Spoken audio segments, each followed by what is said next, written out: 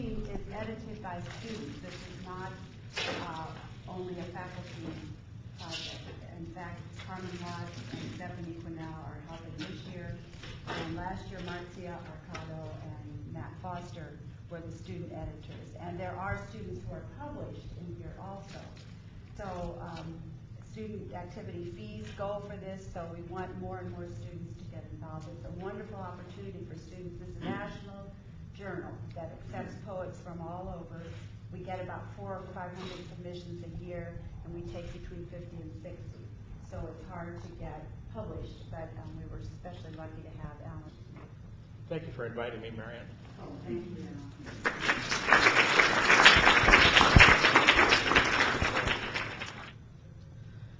I'll start with a poem called Invitation, if you are following along. And I read them because I know they can be, but that's not the only way. And I don't want you to get the impression that because I read them in this way that my linear delivery is the way I expect you to either receive them or perceive them. I think everybody brings to any writing and their own ability. And there's all that stuff going on in your head, while you're writing, so there's really a richer format just to read them. I'm going to read the poem called Invitation. All poetry is really memory, and this poem is about an invitation to memory of the seasons as well as invitation to memory itself. The note said informal, so fall arrives in a suit of weeds. And I am already thinking back through summer's insufficient distance, a backyard pool with not enough yards to get started. And if I think back north enough, it cracks underfoot. Its animals turn white, the land and the sky finally heal together, rings on the quills of porcupines rise like ice bubbles in their panic to escape. This has happened so often, its instances, like anything familiar, are almost wholly forgotten.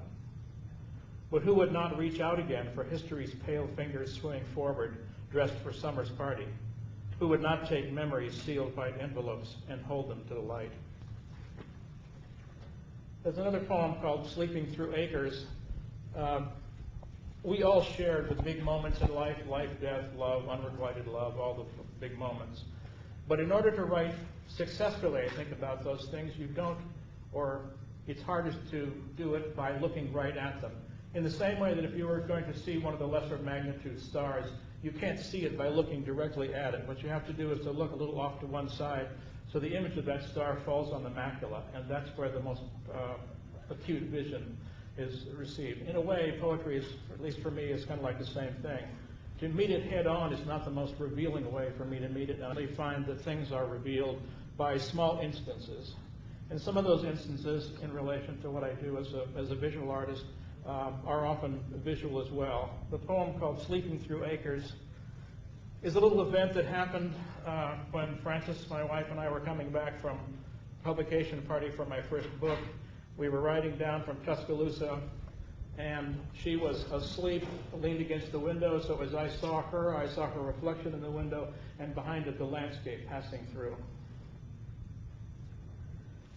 Like leafing through faces, the moon turns another page for the sun, and every day recalled is waxed and shining. She is sleeping through acres of pecans.